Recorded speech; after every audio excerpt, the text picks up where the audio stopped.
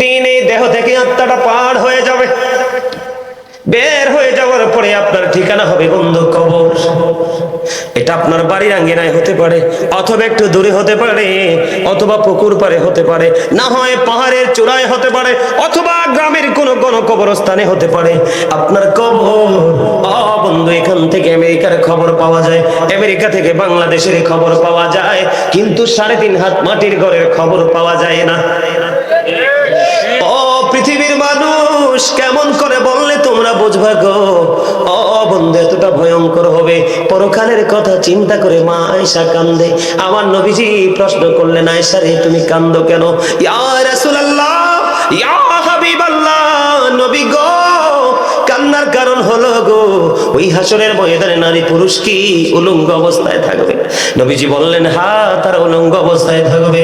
ইয়া রাসূলুল্লাহ, কেউ কি কারো দিকে নজর দিবে না? আমার নবী বললেন, না না আয়েশা রে, কেউ কারো দিকে নজর দিতে পারবে না। কেন রে? এটা অত্যন্ত ভয়ঙ্কর হবে সেই দিনটা। কম্পনটা অত্যন্ত ভয়ঙ্কর হবে। ইন্না জালজালাতাস সাআতি শাইউন আযীম। জোরে জোরে বলুন আল্লাহু আকবার। কিয়ামতের দিনের কম্পন অত্যন্ত ভয়ঙ্কর। আল্লাহ রাব্বুল আলামিন বলেছেন, যখন আপনি কবরে যাবেন, উপরে আপনার জীবন শুরু হয়ে যাবে বন্ধু। আল্লাহ রাব্বুল আলামিন বলেছে, বান্দা সাবধান হয়ে এসো, ইন্না বাতশা রাব্বিকা লাশাদীদ। আল্লাহ বলেছেন, the seizing of Allah is difficult. আল্লাহর ধরা, আল্লাহর পাকড়া বড় কঠিন, আল্লাহর ধরা বড় শক্ত ধরা। হুজুর, আল্লাহ কি শুধু ধরে ক্ষান্ত হয়ে যাবে? না না, আল্লাহ রাব্বুল আলামিন বলেছেন, ইন্নাল্লাহা সারিউল হিসাব। Allah is quick to take account. আল্লাহ হিসাব গ্রহণে অত্যন্ত তৎপর। আমার কথাগুলো আপনারা খেয়াল করেননি? আমার কথাগুলো কি আপনাদের কাছে খারাপ লাগে নাকি ভালো লাগে? বন্ধু, আল্লাহ বলেছে আল্লাহর বান্দাকে শক্ত করে ধরবে, ধরাটা খুবই কঠিন হবে, হিসাবটাও নিবে চুকিয়ে চুকিয়ে। বন্ধু, সেদিন যদি তুমি বিপদে পড়ে যাও, এই যুগের মানুষ আমি দেখতে পাই রে, ম্যাক্সিমাম মানুষ বন্ধু বিপদে পড়ে আছে। ম্যাক্সিমাম মানুষ, যদিও তারা এটা বুঝতে পারে না, পৃথিবীর কিছু সময় তারা মনে করতেছে খুবই সুখে আছি, তারা খুবই দুঃখের মধ্যে আছে রে। তার কারণ হলো, আমার দিকে তাকান, অত্যন্ত ভয়ঙ্কর হবে বন্ধু বিপদগ্রস্ত মানুষের জন্য। আল্লাহ বলেছে, এই পৃথিবীর বুকে তুমি বিপদে পড়লে সাহায্যকারী পাও, অসুস্থ হলে ডাক্তার খুঁজে পাও, কিন্তু পারে তোমারটা হবে বড় ভয়ঙ্কর। আল্লাহ বলেছেন, লা ইয়ামুতু, people will not die that day। সেদিন মানুষ বন্ধু মরতে পারবে না। আল্লাহ বলেছেন, ফিহা ওয়ালা ইয়াহইয়া, people will not be able to live that day। সেদিন মানুষ বাঁচতেও পারবে না। আল্লাহ বলেছেন, ওমা human হাবিয়িবিন, people will not be able to escape that day। সেদিন মানুষ সেখান থেকে পালাইতেও পারবে না। মানুষ সেদিন বাঁচতেও পারবে না, মরতেও পারবে না, পালাইতেও পারবে না। বন্ধু, পাপীদের জন্য খাবার বরাদ্দ আছে। কি আছে? দোজখীদের জন্য, পাপীদের জন্য খাবার বরাদ্দ আছে। এই খাবারটার নাম হলো বন্ধু তিনাতুল খাবার। ইয়া রাসূলুল্লাহ, ইয়া হাবিবাল্লাহ, নবী গো, এই তিনাতুল খাবারটা কি গো?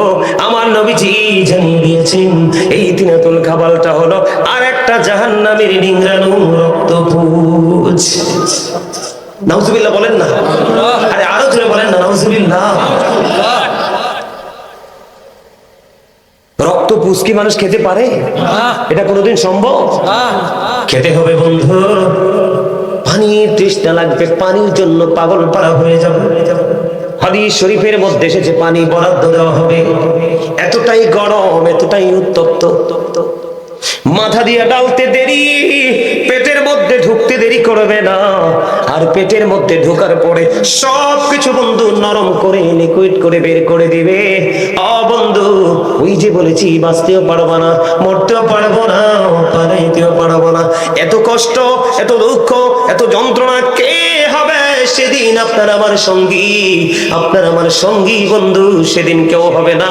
আমরা না মেনেছি বন্ধু আল্লাহর হুকুম, না ধারণ করেছি, না লালন করেছি আল্লাহর হাবিবের আদর্শ, আমরা নবীকে দেখতে পাইনি।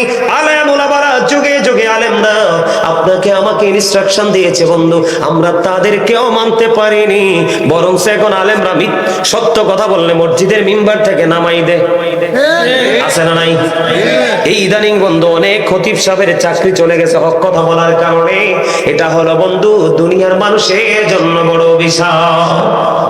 আপনাদেরকে আমি যদি বন্ধু আরেকটু বলি বিপজ্জনক কথা, জাহান্নামীদেরকে আল্লাহ রাব্বুল আলামিন একবারে কম আযাব যদি বলে, আগুনের এক জোড়া জুতা বন্ধু বানিয়ে দেওয়া হবে, পরিয়ে দেওয়া হবে, এক জোড়া আগুনের জুতা পরিয়ে দেওয়া হবে।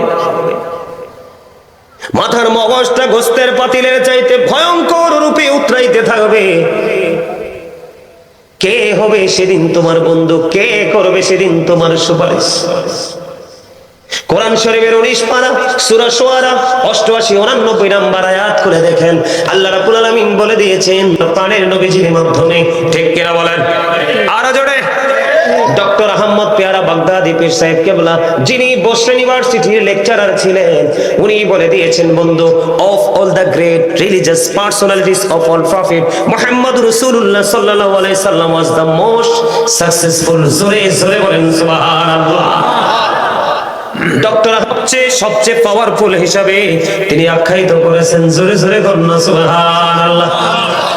আজকে যদি আমি আপনাদেরকে বলি, একটু আগে বলেছে, আপনারা শুনেছেন কিনা জানি না, আপনি দেখবেন হিন্দুরা যখন ওই যে চিন্ময় চন্দ্র দাস, ওকে পুলিশ শুধু গ্রেফতার করেছে, কালকে ওরা হুমকি দিয়েছে 3 কোটি হিন্দু নাকি মাঠে নেমে যাবে।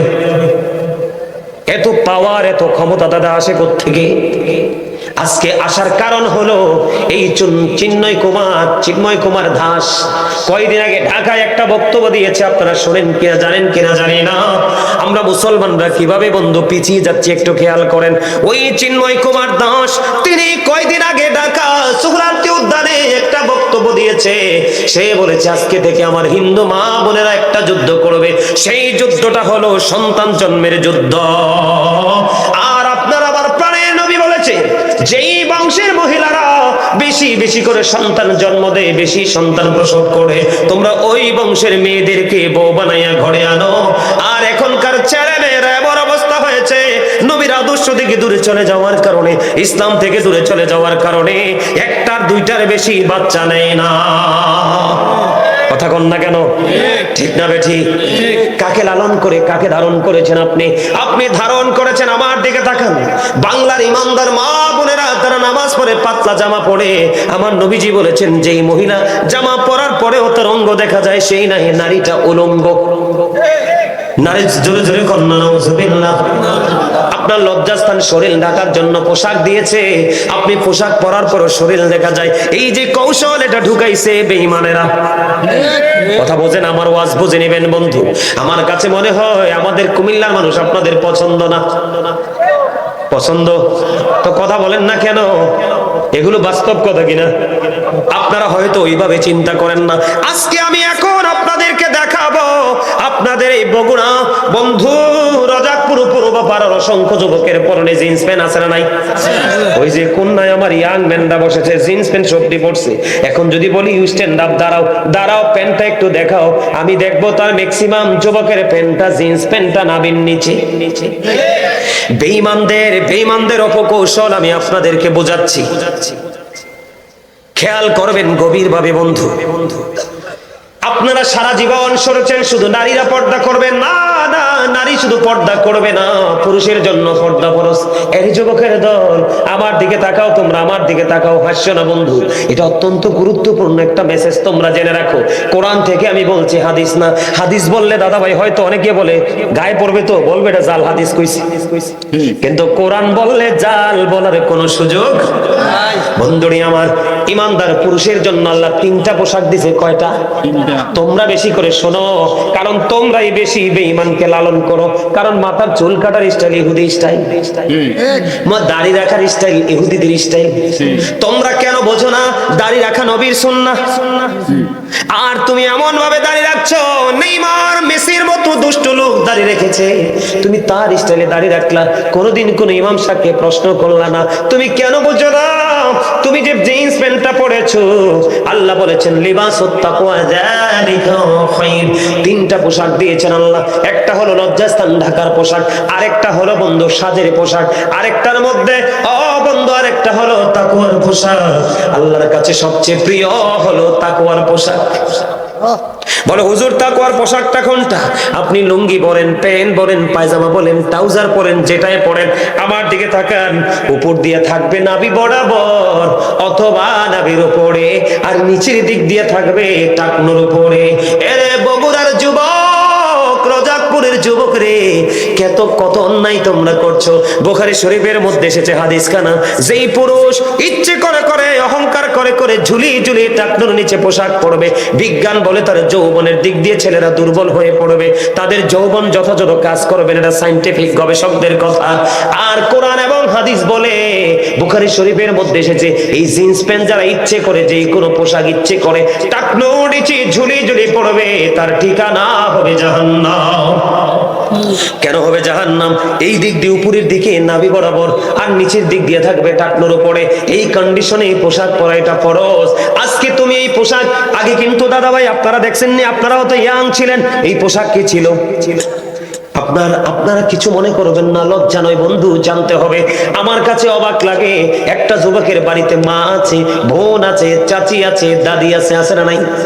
সেই জিন্স প্যান্টটা পরার পরে তার নাভির নিচের অঙ্গ দেখা যায় না। মসজিদে যখন রুকু দেয়, জিন্স প্যান্টটা পইরা রুকু দেয়, পিছনের কাতার থেকে আরেকজন তার লজ্জাস্থানটা দেখতে পায়। কথা কন না কেন? এই ক্ষেত্রে যদি আমি একটা কথা বলে ওয়াজ করবো নাকি আপনাদেরকে একটার পর একটা মেসেজ দিব, বুঝে উঠতে পারতেছি না, কারণ আপনাদের মানসিকতা আমি এখনোই বুঝতে পারি নাই। এবার আবু বকর সিদ্দিক প্রশ্ন করলো, ইয়া রাসূলুল্লাহ, আমার যখন পোশাকটা আমি যখন পরি, মাঝে মাঝে পোশাকটা টাকনুর নিচে চলে আসে, চলে আসার পরে আমি আবার এটাকে উঠাই ফেলি, ইয়া রাসূলুল্লাহ, আমি কি সাজার অন্তর্ভুক্ত হব? এবার আমার নবী বললেন, না না, যিনি এটা অন্যায় হচ্ছে বুঝতে পারার পরে আর অন্যায় করে না, তার জন্য কোনো সাজা বরাদ্দ হয় না। এটার প্রমাণ হলো বন্ধু, আল্লাহ বলেছেন আল্লাযীনা আমানু, যারা ঈমান এনেছে, ওয়া কানু ইয়াত্তাকুন, এবং তাকওয়া অবলম্বন করেছে, লাহুমুল বুশরা, তাদের জন্য সুসংবাদ, ফিল হায়াতিদ দুনিয়া, দুনিয়ার জীবনে, ওয়া ফিল আখিরা, এবং পরকালের জীবনে। এ বগুড়ার আবার বাপ, আমার বোনেরা, আপনাদের কি বলছি গো, আপনার ছেলে যখন বড় হয় সে কি করে আপনাকে নজর রাখতে হবে। বাবা গো, ছেলেটা বড় হয়ে গেছে, মেয়েটা বড় হয়ে গেছে, কি করে আপনাকে একটু নজর রাখতে হবে। ছেলেদেরটা থাকার কথা উপরে, এটা চলে গেছে নিচে, মেয়েদেরটা থাকার কথা নিচে, এটা উঠে গেছে উপরে। এটা হলো বেঈমান কাফেরদের একটা অপকৌশল। জোরে জোরে বলেন না নাউজুবিল্লাহ। আজকে থেকে প্যান্ট এইভাবে পরবেননি, লুঙ্গি পরবেননি, এটা টোটালি নিষেধ, শরীয়ত সম্মত নয় বন্ধু। এবার আসেন, আমরা ব্রাশ করি এখন, টুথব্রাশ, ঠিক কিনা বলেন? আপনি কি জানেন এই ব্রাশের খবর? আল্লাহর হাবিব আমাদেরকে বলেছে মেসওয়াক করতে, আমরা করি ব্রাশ। হুজুর, এই ব্রাশটা আবিষ্কার হলো কোত্থেকে? বাংলার আনাচে কানাচে আগের যুগের মানুষ, এখনো অনেক আলেম দেখা যায়, অনেক মানুষ দেখা যায়, যাই থাক বানা থাক মেসওয়াকটা কোটে থাকে, আছে না নাই? কিন্তু বন্ধুরি আমার, মেসওয়াক ইউজ করা নবীর সুন্নাত। নবীজি বলে দিয়েছে, নবীজি বলেছে আমার উম্মতের জন্য কষ্ট হবে, যদি কষ্ট না হইতো রে আমি বলতাম প্রত্যেক নামাজের আগে যেন সে মেসওয়াক করে, কারণ সুস্থ থাকার জন্য মেসওয়াকেরও গুরুত্বপূর্ণ ভূমিকা আছে। কিন্তু আপনারা আমার জীবনে দেখা যায় বন্ধু, আমরা ব্রাশ নিয়ে পড়ে আছি। এটা বেঈমান কাফেরদের একটা অপকৌশল। এই ব্রাশ আবিষ্কার করেছে সর্বপ্রথম বেঈমান কাফেররা বন্ধু। এবার আসেন আমার দিকে, আগে আমাদের এই যে আজকে আমার কাছে খুব ভাল লাগছে একটা শব্দ শুনে বন্ধু, বড় ভাল লাগছে, যে রজাকপুর পূর্বপাড়া ফোরকানিয়া মাদ্রাসা ময়দান, এখন দেখবেন ফোরকানিয়া মাদ্রাসা শব্দটা সহজে মিলে না, পাওয়া যায় না। এখন ফোরকানিয়া মাদ্রাসার জায়গা দখল করে নিয়েছে বন্ধু কিন্ডারগার্টেন। মুসলমানের বাচ্চারা জীবন ভর তারা কি করবে? সকালে উঠে কোরআন তেলাওয়াত করবে। এখন ইংলিশ ম্যান বানানোর জন্য আপনার বাচ্চাকে আপনি ফোরকানিয়া মাদ্রাসার দরজা চিরতলে তালা দিয়ে কিন্ডারগার্টেনে ঢুকিয়ে দিলেন, কোরআনকে সকালবেলা থেকে দূরে সরিয়ে দিলেন। এটাও বেঈমানদের একটা অপকৌশল। বন্ধু চক্রান্ত করতে করতে করতে করতে করতে করতে একদিন দেখবেন ওই বেঈমানেরা এত কঠিন চক্রান্ত বন্ধ করবে, যেই চক্রান্তের শিকার আপনি আমিও হতে পারি। আপনি মনে করেন না যে আজকে চট্টগ্রাম সুপ্রিম কোর্টের একজন আইনজীবীকে হত্যা করেছে, তারা অন্যজনকে যে হত্যা করবে না বন্ধু, এটা আপনি কোনোদিন মনে করবেন না। আমি উক্তি থেকে বন্ধু কথা বলি না, যুক্তি দিয়ে কথা বলি না, আমি কোরআন হাদিসের উক্তি থেকে কথা বলি। আল্লাহ রাব্বুল আলামিন পবিত্র কালামে হাকিমে তিনি বন্ধু জানিয়ে দিয়েছেন, ইন্নাল কাফিরিনা কানু লাকুম আদুব্বাম মুবিনা। আল্লাহ রাব্বুল আলামিন বলেছেন, দ্য হেরিটেক্স আর the eternal enemy of the believers. ঈমানদারদের প্রকাশ্য শত্রু হলো বেঈমানেরা। আর আজকে আমরা সেই বেঈমানের আদর্শকে লালন করছি। কথা বলেন না কেন? সমাজের মধ্যে গান বাদ্যযন্ত্র আছে না নাই? আরো জোরে বলেন, আছে না নাই? বিয়ের মতো একটা পবিত্র কাজ, এই পবিত্র কাজের মধ্যে পর্যন্ত গান বাদ্যযন্ত্র হয় কি হয় না? আমি আপনাদেরকে বলে দেই বন্ধু, আমি আপনাদেরকে বলে দিই, আল্লাহর হাবিব বলে দিয়েছেন কিয়ামতের আগে পৃথিবীর বুকে গান বাদ্যযন্ত্র বেড়ে যাবে। এটা হলো কিয়ামতের আলামত। রাসূল বললেন কিয়ামতের পূর্বক্ষণে এক শ্রেণীর মানুষ দেখা যাবে, তাদের চেহারাটা বিকৃত হয়ে যাবে, মাটির মধ্যে তাদেরকে গ্রথিতকরণ করা হবে। ইয়া রাসূলুল্লাহ, তারা কি তাওহীদ মানবে না? তারা কি রিসালাত মানবে না? রাসূল বলেছেন ওয়াইয়াসুন ওয়াইয়াহুজ্জুন ওয়াইয়ুসাল্লুন, তারা নামাজ পড়বে, তারা হজ করবে, তারা রোজা রাখবে। ইয়া রাসূলুল্লাহ, তারপরেও কি তাদের এই সাজাটা বহাল থাকবে? আমার নবীজি বলেছেন তারপরেও তাদের এই সাজা বহাল থাকবে, কারণ তারা লা ইলাহা ইল্লাল্লাহ মানবে, মুহাম্মদুর রাসূলুল্লাহ সাল্লাল্লাহু আলাইহি সাল্লামকেও মানবে, তারা নামাজও পড়বে, তারা রোজাও রাখবে, তারা হজও করবে। ইয়া রাসূলুল্লাহ, তারপরেও কি সাজাটা বহাল থাকবে? নবীজি বললেন হ্যাঁ, সেই সাজাটা বহাল থাকবে। ও নবী, কেন গো? তারা বন্ধু মদের আসর বসাবে, গান বাদ্যযন্ত্র নিয়ে তারা মেতে থাকবে। আপনাদেরকে আমি আজকে বলি, আমাদের সমাজের মধ্যে জুয়া আছে না নাই? এটা বিধর্মীদের সংস্কৃতি। কথা কয় না ওমা? কথা কয় না? এটা কার কাজ? বিধর্মীদের কাজ, বেঈমান কাফেরদের কাজ। জুয়া খেলা আছে না নাই? এটা বেঈমানের কাজ। মদ খাওয়া আছে না নাই? বন্ধুরে আমার, আল্লাহর কোরআনের ভাষা, আমার নিজের কথা না। আল্লাহ কোরআনে বলেছেন ইন্নামাল খামরু ওয়াল মাইসিরু ওয়াল আনসাবু ওয়াল আজলামু রিজসুম মিন আমালিশ শাইতান। আল্লাহ রাব্বুল আলামিন জানিয়ে দিয়েছেন মদ, জুয়া, মূর্তি, ভাগ্য গণনা এগুলো ঘৃণ্য বস্তু, শয়তানের কাজ। আমি আগে বলেছি শয়তান আপনার আমার চিরশত্রু বলেছে কে? এখন আপনার আমার সমাজে গান বাদ্যযন্ত্র আছে কিনা? আপনারা আমার দিকে খেয়াল করেন। আল্লাহর হাবিব বলেছেন নামাজও পড়বে, রোজাও রাখবে, হজও করবে, আল্লাহকে মানবে, রাসূলকে মানবে, তারপরেও তাদের এই সাজাটা বহাল থাকবে। আল্লাহ রাসূল আরো বলে দিয়েছেন মাটির মধ্যে পানি দিলে যেমনি ফসল জন্ম হয়, ঠিক তেমনি ভাবে গান থেকে মানুষের মনের ঘরে নোংরামি সৃষ্টি হয়। নাউজুবিল্লাহ বলেন না? বন্ধুরে আমার, গানের আসরে যাওয়া পাপ, কান লাগায়া গান শোনা ফাসিকি। আর গান শোনার পরে যদি বলে কই হি ভেরি ফ্যান্টাস্টিক, তখন যদি বন্ধু হয়ে যাবে এটা কুফরি। গানের আসরে যায়, মনে রাখবেন, গান বাদ্যযন্ত্র মিউজিকের আসরে যায় পাপীরা, কান লাগাইয়া গান শুনে ফাসিকরা। গান শোনার পরে যদি বলে কয় ফ্যান্টাস্টিক, মজা হয়েছে, আল্লাহর হাবিব জানিয়ে দিয়েছেন গান শোনার পরে কেউ যদি কয় খুব সুন্দর মজা পাইছি, সে যেন কুফরি করে ফেললো। জোরে জোরে বলেন না নাউজুবিল্লাহ। আজকে বাংলাদেশে ইহুদিদের সংস্কৃতি কায়েম হচ্ছে।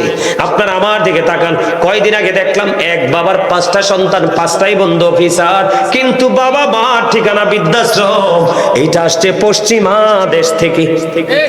কথা কয় না কেন? এটা কোত্থেকে আসছে? আপনারা জানেন কিনা জানি না বন্ধু, ইহুদিদের সংস্কৃতি সন্তান বড় হওয়ার পরে বাবা মা শাসন করতে পারে না। যদি বাবা মা কোনো সন্তানকে আঘাত করে তাকে পানিশমেন্ট নিতে হয়। অথচ বন্ধু, গবেষক কোরআন হাদিস বলতেছে paradise of the child under the feet of the mother, মায়ের পায়ের নিচে সন্তানের জান্নাত। আর আমরা সন্তান হিসেবে আমাদের মান্য করা হলো we should Obi our parents. আমাদের প্রত্যেকের উচিত হলো পিতামাতাকে মান্য করা, ঠিক কিনা বলেন? আর পিতামাতার দায়িত্ব হলো every parent should take care their children very carefully. প্রত্যেকটা পিতামাতার উচিত সন্তানের দায়িত্ব যত্ন সহকারে পালন করা। আজকে পশ্চিমা সংস্কৃতির মধ্যে বাবা মা তার দায়িত্ব পালন করবে সন্তানের, এটা নাই, কেড়ে নিয়েছে।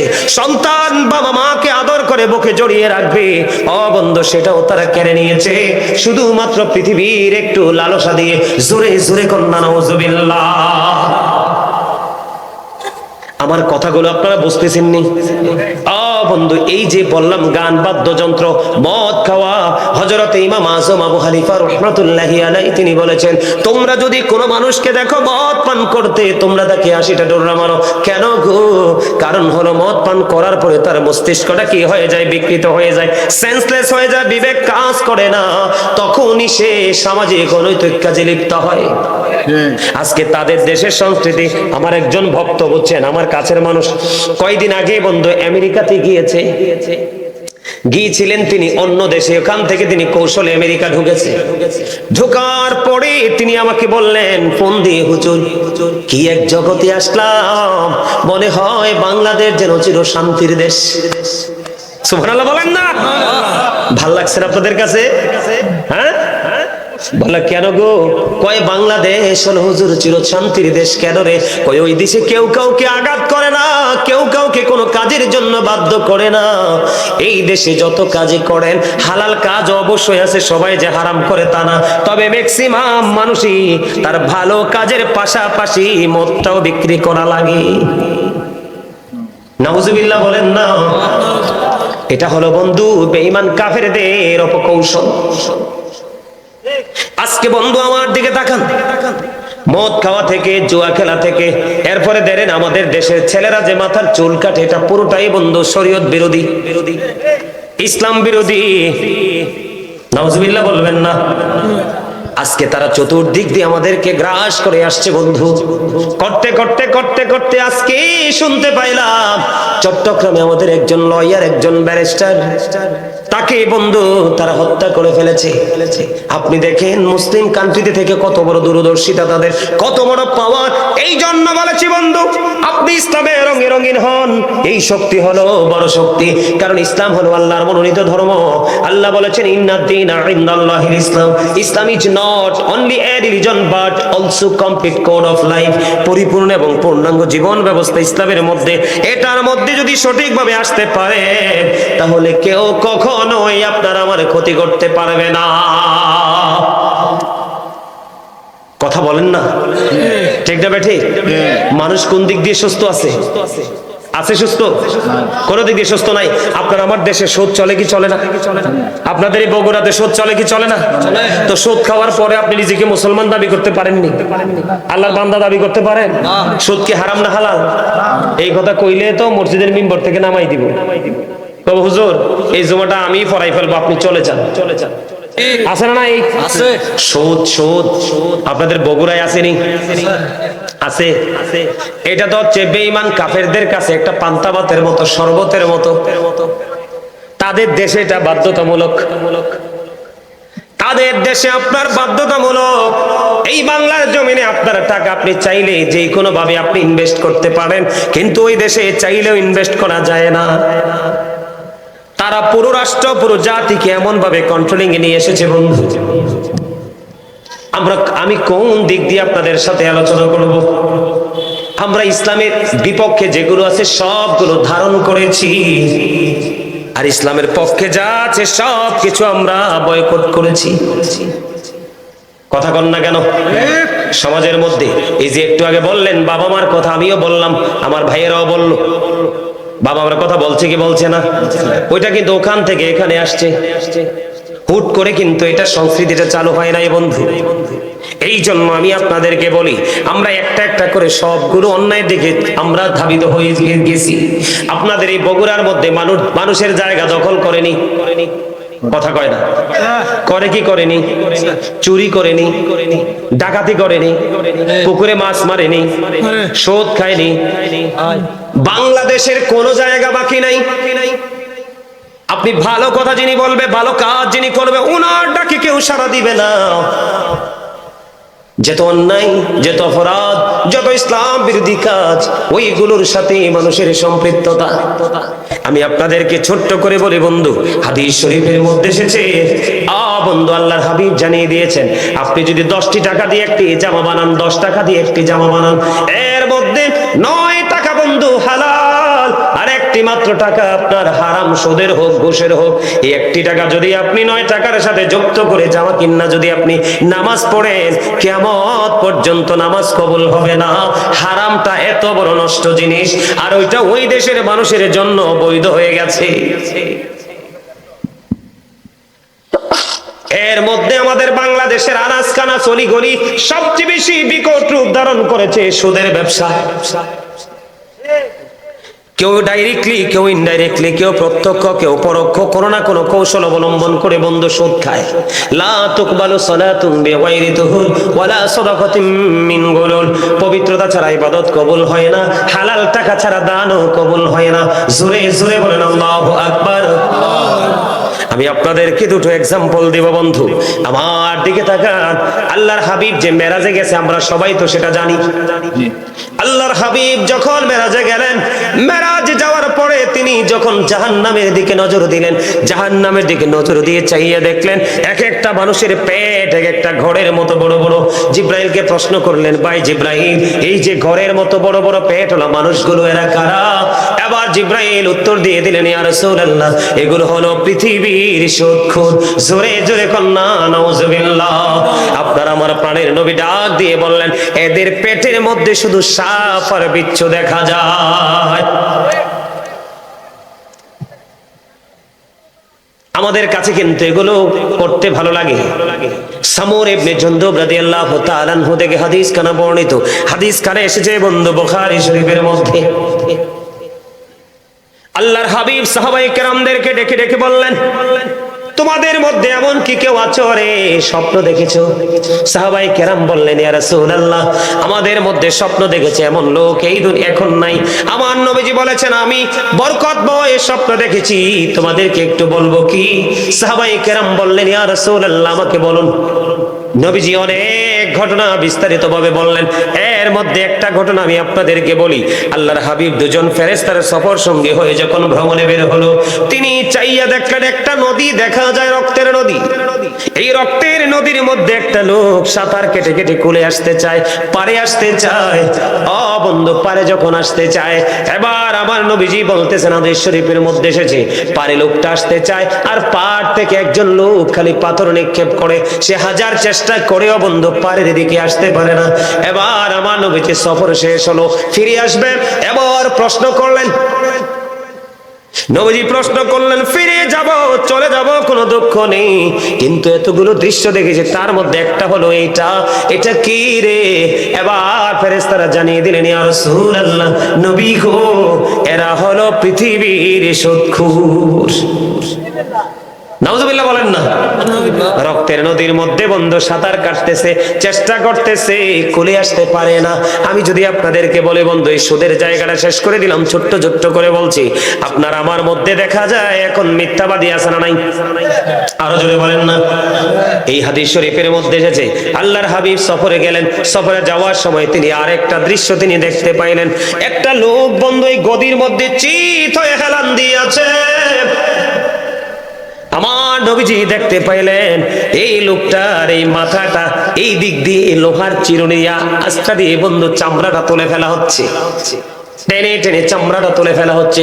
একদিক দিয়ে চামড়াটা তুলতেছে, আরেক দিক দিয়ে জোড়া লাগতেছে, একদিক দিয়ে তুলতেছে, আরেক দিক দিয়ে বন্ধু জোড়া লাগতেছে। এমনি করে করে করে করে বন্ধু যখন চলতেছে, আমার নবী সফর সঙ্গীদেরকে প্রশ্ন করলেন, এরা কারা, এরা কারা গো, এই লোকটা কে? আমার নবীজি সঙ্গে সঙ্গে জানিয়ে দিলেন, এই লোকটা হলো পৃথিবীর মিথ্যাবাদী। জোরে জোরে কন্যা নাউজুবিল্লাহ। আপনারা মনে রাখবেন, মিথ্যা হলো সকল অপরাধের মূল।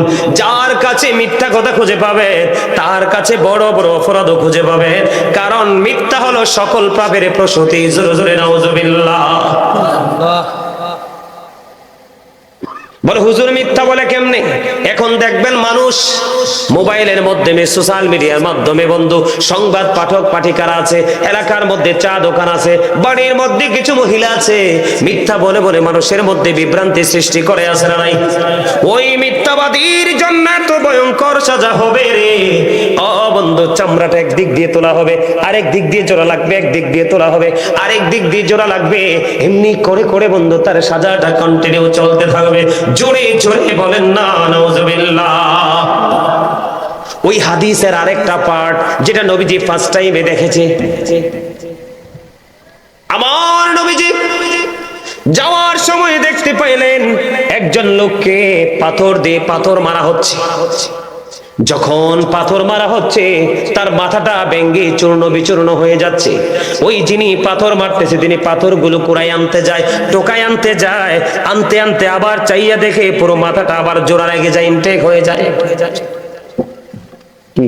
না, এইভাবে চলতে চলতে চলতে চলতে আমার নবীজি দৃশ্যটা যখন দেখতে পাইলেন, দৃশ্যটা যখন আমার আপনার প্রাণের নবী দেখতে পাইলেন, দৃশ্যটা দেখার পরে এবার ওই ফেরেশতাদেরকে প্রশ্ন করলেন, এরা কারা রে, পাথর মারে রে, মাথাটা ভেঙে যায়, পাথরগুলো আবার করে আনতে আনতে তার মাথাটা পুরো ইনটেক হয়ে যায়, কে রে, কেনই বা তার এই অবস্থা হচ্ছে, এই সাজাটা তার কেন বহাল রইল? এবার ওই ফেরেশতারা ডেকে ডেকে বলে, নবী নবী গো, এই মানুষটার অপরাধ হলো সে রাতের বেলা তার যে ফরজ নামাজ সেটা না পড়ে সে ঘুমাই যাইতো, এবং কোরআন তেলাওয়াত শিখেছিল, কোরআন তেলাওয়াত না করতে করতে সে কোরআনটা ভুলে গেছে।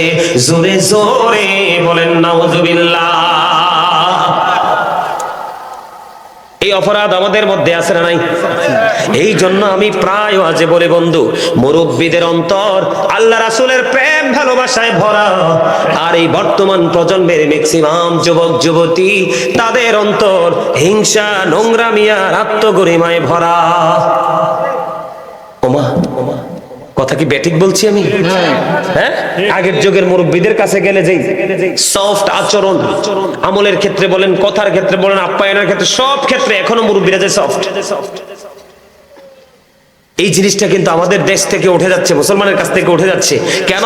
ওই যে রাসূলের আদর্শকে আমি কি করতে পারিনি, ধারণ করতে পারিনি। আল্লাহ আল্লাহ রাব্বুল আলামিন, আল্লাহর হাবিব, তাদের আচরণ অত্যন্ত মধুর, অত্যন্ত মিষ্টি। আমাদের সমাজের মধ্যে জিনা ব্যভিচার আছে না নাই? কথা বলেন। ওই হাদিস শরীফের আরেকটা অংশ, আপনার আমার প্রাণের নবী ওই ফেরেশতাদের সঙ্গে সফরে বের হয়ে গেল।